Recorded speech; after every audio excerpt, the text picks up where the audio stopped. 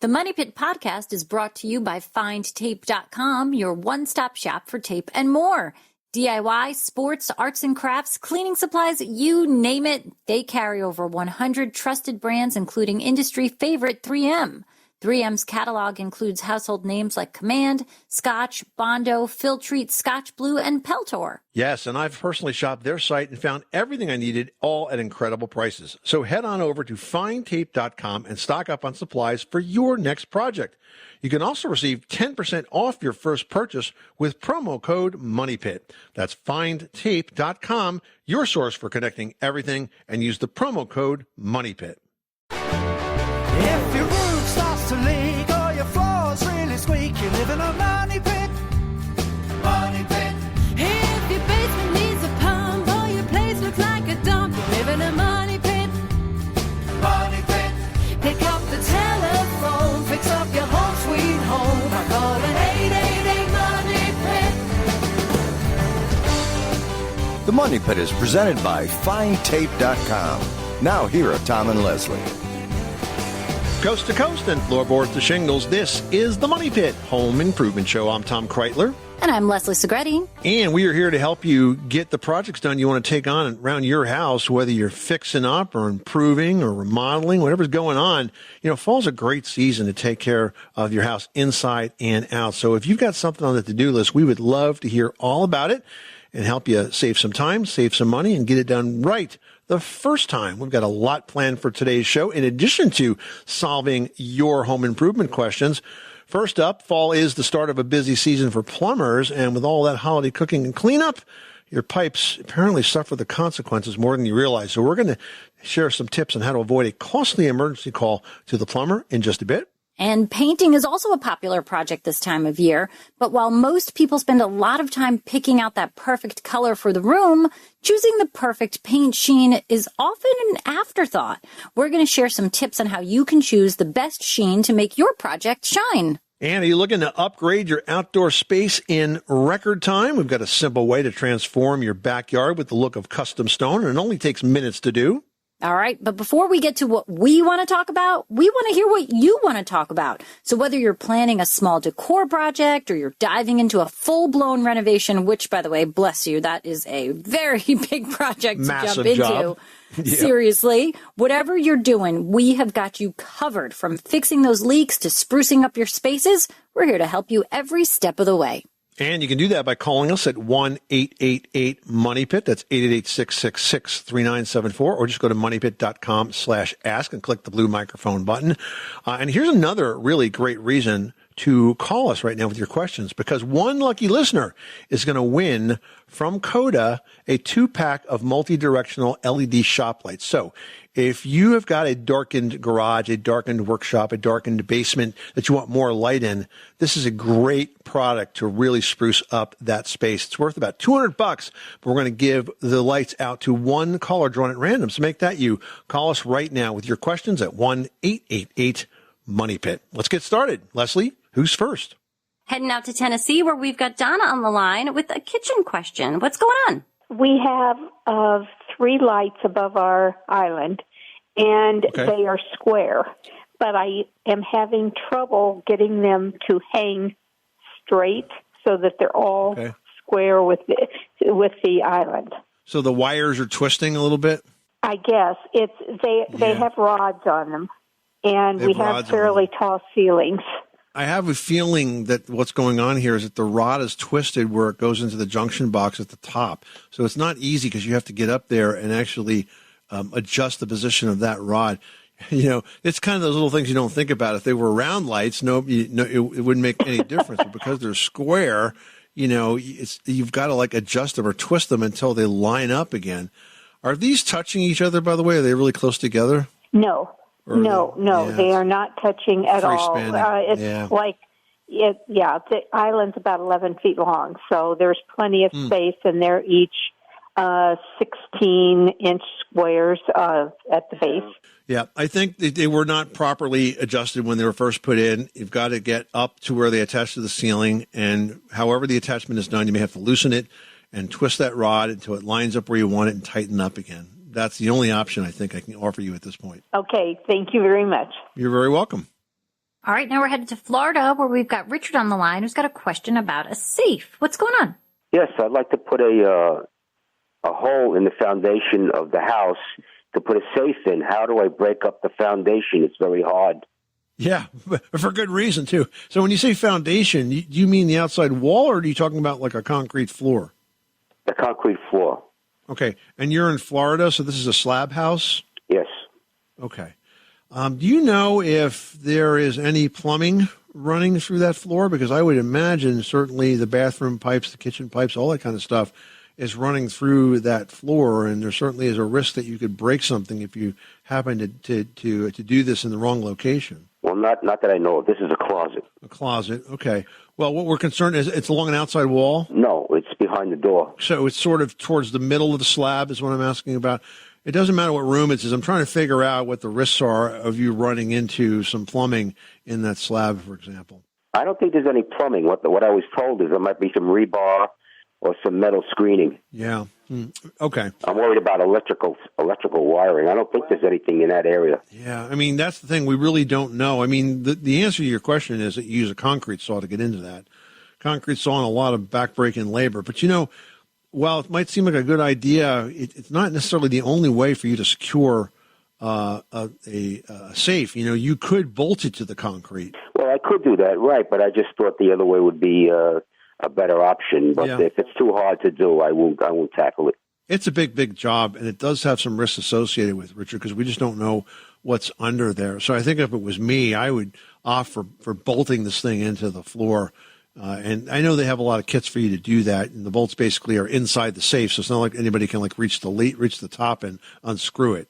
Right. I was supposed to do this when I built the house. I understand that. Yeah. And by the way, when you look into this, there's a product called a security bolt, which is virtually impossible to break. I see. So you want to use those kinds of bolts. Okay. Thank you very much for your help. Good luck with that project. Seriously, Diane, was Colgate your secret to winning Best Smile back in high school? Yep, and it still is. I even work overnight. Huh? Colgate's Optic White Overnight Whitening Pen works overnight. So after 1 week, I can show up confident and reunion ready. And here I was bragging about my kids. Colgate Optic White. Find it at all major retailers. Hey, you want to make our day? Well, go ahead and leave us a 5-star review on Apple Podcasts, and we'll be jumping for joy. Plus, you guys, your feedback helps us make the show even better for you. Just go to moneypit.com/review. Well, guys, if your workspace could use a serious lighting upgrade, we've got an awesome giveaway for you today. One lucky listener, drawn at random from those that reach out to us with their questions at 1-888-MONEYPIT, is going to win 2 sets of Coda's 2-pack multi-directional LED shop lights. So I did the math, Leslie. That's actually 4 lights. Oh, that's awesome. That's very good, Tom. You're excellent with math. Thank you very much. The lights are not only versatile, but incredibly dynamic. Each one shines between 1,000 and 8,000 lumens with 3 different lighting modes built to suit your needs. You can use the ambient light for a gym-like feel, the main light for your garage or workshop, or full brightness for those big detailed projects. Each set retails for $99. We've got 2 sets to give away, so reach out to us right now with your questions. The number again is 1-888-MONEYPIT for the answer to your home improvement question and your chance to win. Heading out to Missouri, we've got Diane on the line who's dealing with an old bathroom. What's happening in your older home? Well, it's actually my son's home. He's out of the country right now, so I'm trying to help him out with some maintenance things. But it doesn't have a fan for ventilation, and so there's some renters in the house right now, and they complained of mold on the ceiling, and it's. I just wonder, it's on the ground floor, and so getting to it, from going through the ceiling to mount a ceiling ventilation fan would be kind of difficult, I think. So are there options for workarounds for having a ceiling ventilation, for bathroom ventilation? Is this bathroom on an exterior wall? Yes. Okay, so I presume there's a window, right? There's a window, but it's painted shut. And it's an old, non-functioning window. Yeah, so, unfortunately, there's a building code out there in a lot of places that says if you have a window, you don't have to have a bath fan, as if, you'd be happy to have that window wide open in the winter. It's just kind of a silly thing. But look, there's a couple of things you can do. You could install a bath fan in the exterior wall. It doesn't necessarily have to be in the ceiling. Sometimes we see these in the wall themselves. It just has to be flashed properly so it doesn't leak on the outside. I would also recommend, since you're putting it in from scratch, that you wire it to a humidistatic switch, which basically means it runs as long as it has to take the moisture out of that room after you're done showering. And since you'd have to run the wire and the switch anyway, you might as well use a humidistat. That will help. Now, you mentioned that putting it in the ceiling would be difficult. It may or may not. Depends on the direction of the floor joists above. If they happen to be perpendicular with the wall of the windows on, it might be possible to install a bath fan in that ceiling and run the duct in between those floor joists on its way sort of outside the house. Certainly a lot more difficult, but not impossible. And I've done the project myself. You've got to make sure you have the joists that are running in the right direction and there's no obstructions so that you can get a duct up above that fan and then run it towards the exterior wall. Oh, yeah, I hadn't thought about that. So you'd be able to kind of tell, could you just use like a stud finder to identify which direction the joists will run in? Okay, yeah. You can use my favorite stud finder, which is a hammer. I'll tap on the ceiling, and you can hear where you're on the joist. And the other thing to do, another trick, is if you take a flashlight, like a pretty strong like LED flashlight, and you hold that flashlight up against the ceiling, so not pointed, but like flush. So it's like parallel to the ceiling. As that beam casts its glow across the ceiling, you'll be able to see every nail and every trowel mark and know exactly where those studs are. It shows it up really well.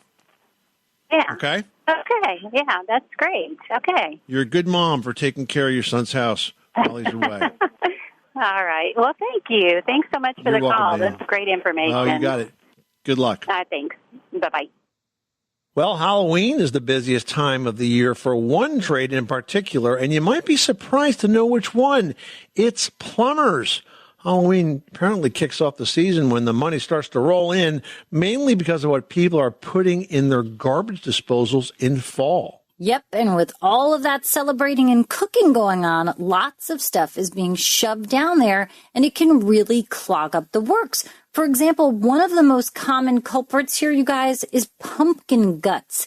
It's gooey, it's fibrous, it's full of seeds, and that will clog a garbage disposal faster than you can say boo. Now, the same goes for your toilet. If you think, I'll flush them, that's true with any stringy or fibrous vegetable. Things like celery, potato peels, even shrimp shells, they can wreak havoc on the disposal and the toilet as well, you guys. Yeah, and it might seem obvious to you, but plumbers also get a lot of calls after someone dumps grease, oil, or fat down the drain. Just because it goes down the drain, guys, doesn't mean it gets much farther than that. It's not out of sight, out of mind. It's maybe out of sight, but it's clearly going to be in your mind when the water starts to back up. It's going to be on your mind a lot and in your wallet. Yeah. But truly, guys, if you do not want to pay for your plumber's kids to go to college, let's start composting. You can use all those leftover veggies. You can dump that grease in the garbage. There's lots of ways that you can properly dispose of things without wreaking havoc on the plumbing system. You know, Sue, my wife, does a lot of composting, and she's been doing it, for years now. And it's interesting, though, because when she uses the compost in the garden, we get all kinds of new plants that come up. We get tomatoes that come up. Well, I mean, think about it. And we get all sorts of herbs and stuff that come up in different places. In the landscape beds where we have flowers, now we have flowers with vegetables next to them. So it's kind of amazing. It is pretty amazing. Yep. All right, now we're going to talk to Robert in Michigan, who's looking for some heating solutions. What's going on there, Robert? Well, I have a 1,500 square foot house in northern mid-Michigan, and everything's electric now. I have electric baseboard heat, and I remodeled recently, 20 years ago, and I blew in a lot of insulation. So the house is pretty well insulated, and with thermal windows and etc. But electric heat is expensive, and I wondered if a air heat pump. I understood that they're a lot more efficient than they used to be, would be a solution for me.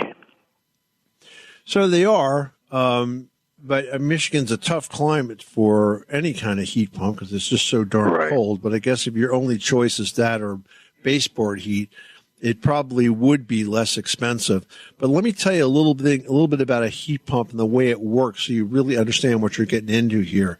So a heat pump, first of all, you have to have ducting that goes through the house to supply the heat, right? My plan is to just have it come into one main room. Just have it come into one room. So are you going to use like a through-the-wall unit? Yes. The unit would be outside, but then there would be a wall unit. Oh, so you're talking about like a mini split. So, okay, yeah, I understand what you're saying. You call it. Yeah. All right. So they are more efficient. But here's what I wanted to make sure you were clear on. With a heat pump, the temperature of the air that comes out is not as warm as what's coming off of those radiators.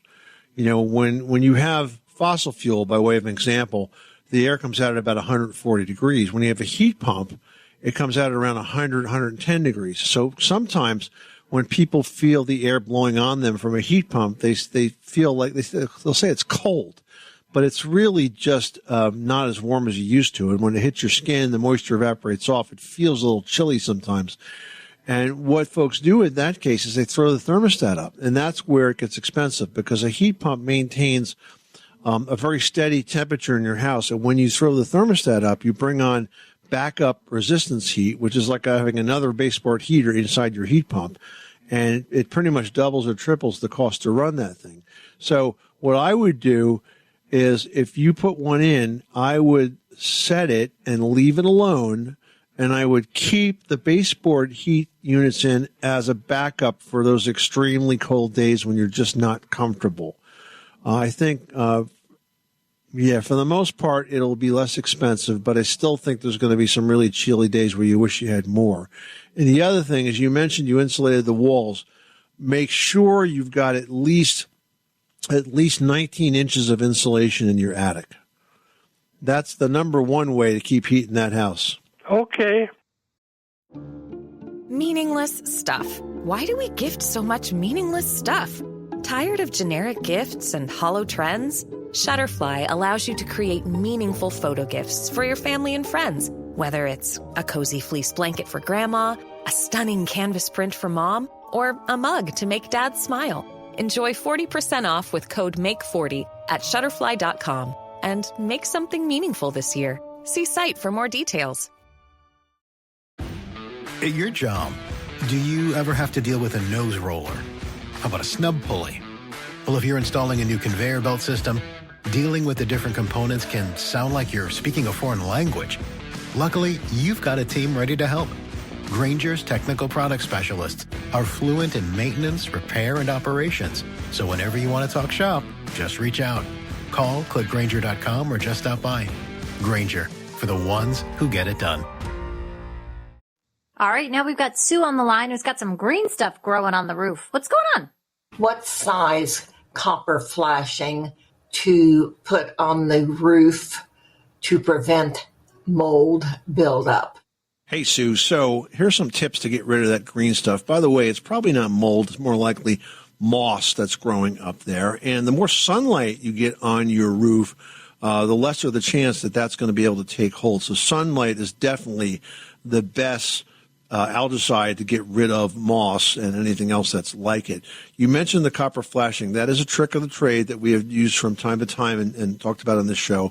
And basically it works like this. You take a piece of copper flashing and you add it to the very top ridge of the roof. So obviously maybe not you, but a roofer that can go on up there and do that.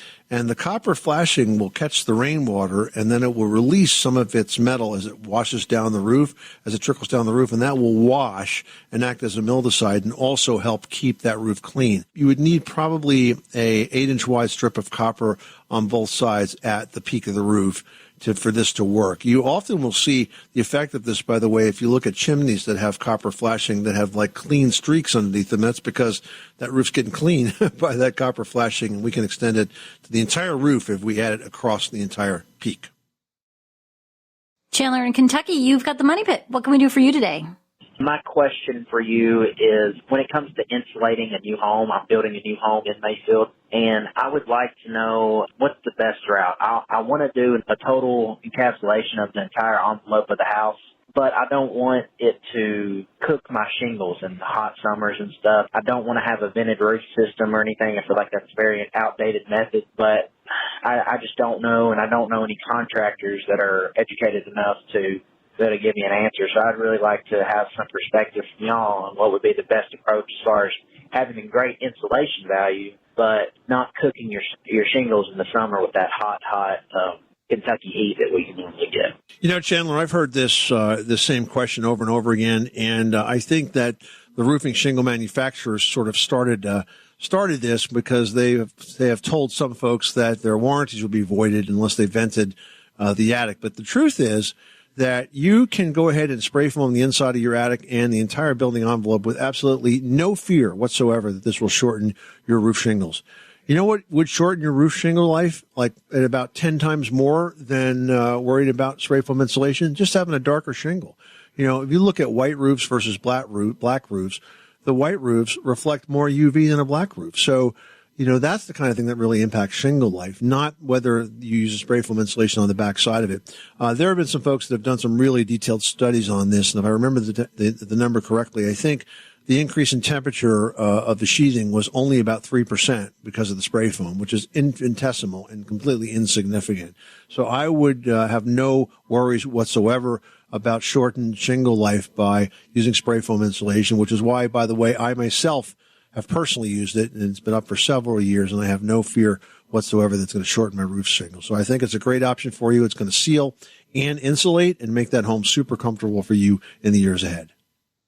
Well, painting a room is the most economical way to change your decor, but while most people spend a lot of time picking out the perfect color for the rooms, choosing the perfect paint, Sheen, and by sheen we mean the shine, you know, whether it's flat or semi-gloss and so on, is also an important consideration because the right paint sheen can mean the difference between easy cleanup and a smudge that's really hard to get off. Yeah, so let's start with the basics here. Let's talk about flat paint. Flat, it's a matte paint, so its appearance has no sheen. It's a very good choice when the surface you're covering is not in the most perfect condition because once you start to add some shininess to your sheen choice, the more reflective or shiny, the more those imperfections on the surfaces like nail pops, drywall seams, it's all going to show. So a flat paint is great for ceilings, but not for areas with high traffic, high touch, because it will show scuffs, it smudges easily, and because of the finish that makes it matte, it's very difficult to clean. So not a good choice for a high traffic area. Next is eggshell. Most people are going to think eggshell is the color, but it's not. It's the resemblance that the finish of the paint gets to kind of like an eggshell. You know, it's like a little bit dimply. It has like a little bit of a texture to it. It's smooth, but it does reflect a little bit more than flat paint. I kind of love an eggshell finish. It kind of gives a richness to the color. Yeah. It still will hide those imperfections. It's somewhat washable, but it's not as durable as more stepped up sheens. Now, beyond those two starters, here's where the sheen really starts to kick up. You've got satin, which has sort of a silky sheen. It reflects just enough light. It works great in kitchens and bathrooms and kids' rooms and hallways. Satin stands up well at grime, and it cleans up well, too. And then there's semi-gloss. Semi-gloss is shinier than satin. It reflects sort of between 35 and 50% of the light that hits it. It's best for fingerprint-prone areas like trim and molding and doors and cabinets. I use semi-gloss when I repainted a kitchen recently on the cabinetry. And it's great because it was durable but also very washable. And then finally, high gloss. Now, this is the highest, shiniest paint available. It's good for utility rooms or playrooms where washability is absolutely a must. But do not use it if you're worried about imperfections because it will highlight every single one. And I'll tell you a little trick of the trade that I used every day in the 20 years I spent as a professional home inspector.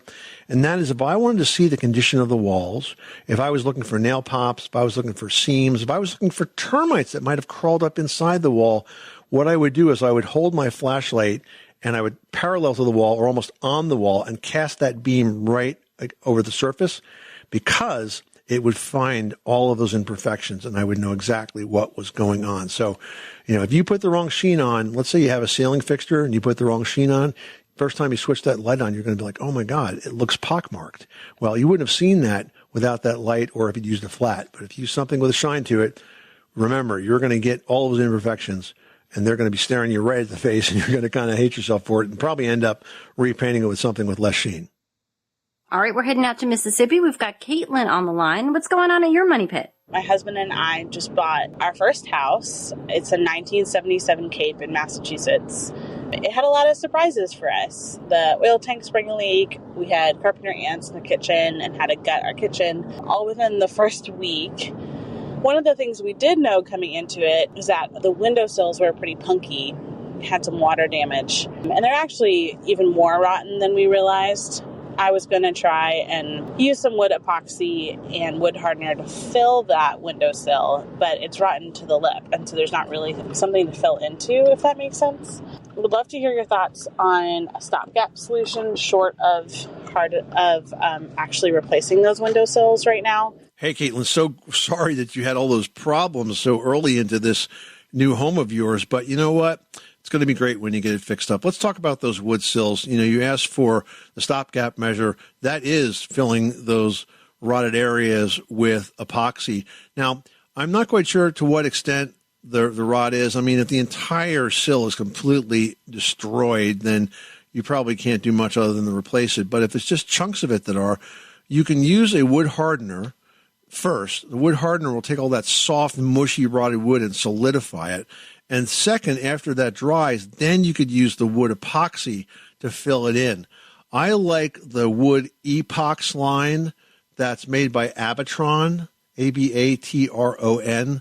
That wood epox line has all the products that you need. I've used it in some really unusual places. I've used it on fascia. I've used it to when I was changing locks and needed to move a very big hole, only about a half inch, which is really hard to do without filling in the old one. So I filled it in with the wood epox. It worked great. So take a look at the wood epox by Abatron, Abatron. Now, I know that you're assuming that replacing those sills is going to be a massive project, but I have found that replacing just the exterior portion of it, not so bad. So you could make up some sill stock, which is basically wood that's milled to sort of take the shape of the old sill, and then cut out the rot and attach the new stuff, and then prime it and paint it. That's a possibility. A good carpenter can do that, of course. So I think you have a couple of options, but I wouldn't give up on the idea of filling it in with epoxy because that stuff's pretty darn amazing these days, and it really does replace all the wood that rotted away.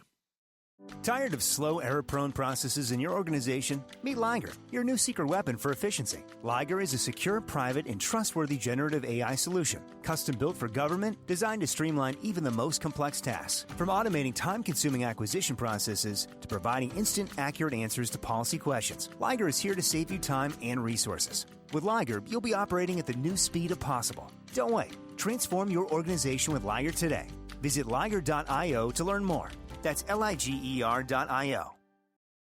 Hey, here's a great reason to reach out to us at 1-888-MONEYPIT with your questions, because one lucky listener drawn at random is going to win 2 sets of Coda's 2-pack multi-directional LED shop lights. So if you've got a dim garage, workshop, basement, and you want to really spruce it up, you could win 4 of these multi-directional lights if you call us with your question, and you are the one we pick out of the Money Pit hard hat. The best part of this is that they come pre-assembled. They can link up to 6 features together, so install is really, really easy. Now, each set retails for $99, but we've got 2 sets to give away, so the value here is about $200. So if you got a home improvement question, now is a great time to ask us, and hey, you might just win some lights for the trouble. The number again, 1-888-MONEYPIT, or go to moneypit.com/ask. We're going to head to West Virginia, where we've got Russ on the line, who's dealing with some flickery lights. What is happening? Well, I have a light fixture in my dining room, and it has 10 bulbs. Each one of the bulbs is an Edison-type bulb. Okay. I have it on. When I turn the hot water on, the light flickers. Okay? Okay. But what I did was I took an incandescent bulb. I was just trying something. I took one incandescent bulb and put in the light fixture.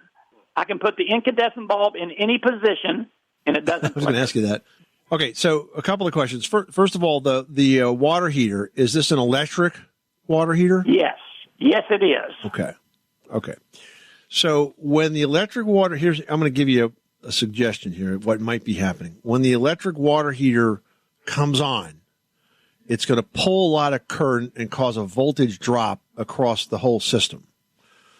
And when that comes on, the amount of current going to those LED bulbs that are majorly in your ceiling fixture, with an LED, when you get below a certain amount of voltage, it starts doing weird things like flicker. It doesn't evenly dim. Like an incandescent bulb, it always comes on, and sometimes maybe it's not as bright while that voltage drop is happening. But with an LED, it starts to flicker when it goes below a certain level, unless it's a dimmable LED, but that's another conversation. Good luck with that project. Well, if you're looking to transform your outdoor space quickly and easily, have we got a solution for you. Ladera wall blocks by Pavestone are designed to give your backyard a custom look without all of the hassle. Yep, these blocks look like dry stacked stone, but they're way more stable, easy to assemble, and faster to put together. You can actually build an entire fire pit in less than like 5 minutes. So there's no cutting, no special corner pieces. You just stack them, level them, and adhere them with Quikrete construction adhesive. So it's really perfect for those weekend DIY projects. I mean, it really is. You know, the Ladera blocks come in one nominal size, but they feature 7 different face patterns. So it's really easy for you to get a custom look without any obvious pattern repeat. And because they're made from precast concrete, they're super durable and they're built to last in any weather condition. Plus, they're not just for fire pits. You can use Ladera wall blocks to create a raised garden bed, a seat wall, columns, and more. So whether you want to add some functional elements to your backyard or maybe just create a beautiful outdoor space, Ladera wall blocks really make it easy. And the best part? You can start transforming your backyard in minutes. To find a retailer near you, get design inspiration, and check out project instructions, visit pavestone.com. That's Pavestone, pavestone.com. David in New Jersey wrote into Team Money Pit asking, we recently dug out an old garden patch that was up against the house. I'm just wondering what's the best type of fill to use to bring that soil level back above the foundation. We have some mixed 3/4- sand and soil left over from a patio project, and we're wondering if that would do. We would, of course, grade it away from the house.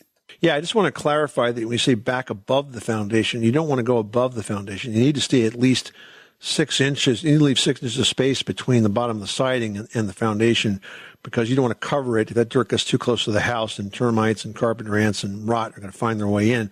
But I would not use that 3/4-. What I would use is clean fill dirt.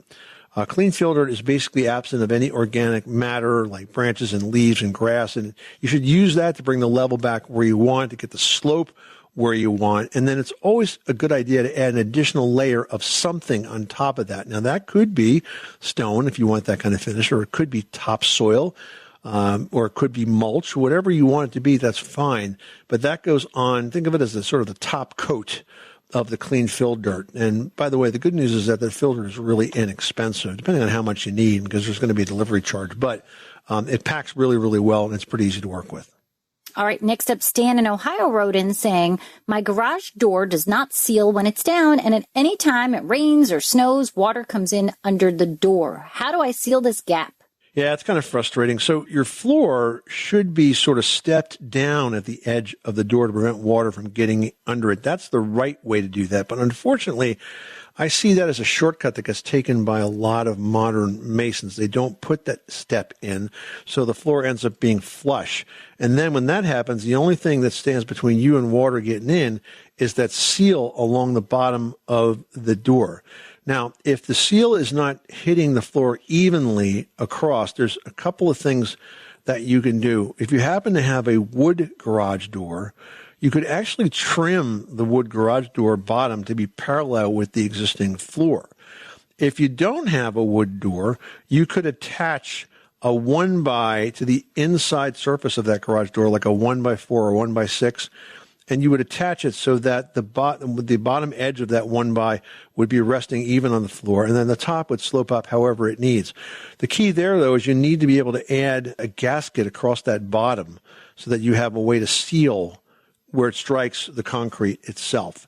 So this is going to be sort of a moving target now, but if your concrete floor is settled, then now's a good time to do it. If it's brand new, it could move again.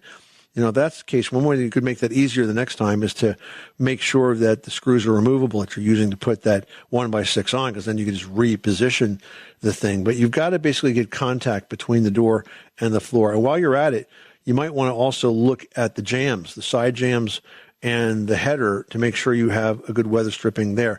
Garage door weather stripping is kind of special. It's different than other types of weather stripping. It comes sort of pre-assembled. So look at what's available. I think you'll find a good solution for there. And that's going to make a big difference in how much wind, rain, snow, and is getting through that door into your house.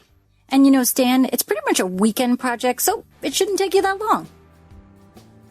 This is the Money Pit Home Improvement Show, on air and online at moneypit.com. We thank you so much for taking part of your day to listen to this program. We hope we've been helpful, especially as you're fixing up your house for the chilly winter ahead. If you've got questions, remember, you can reach us anytime, day or night, at 1-888-MONEYPIT, or just post your questions at moneypit.com/ask. Until then, I'm Tom Kreitler. And I'm Leslie Segretti. Remember, you can do it yourself, but you don't have to do it alone.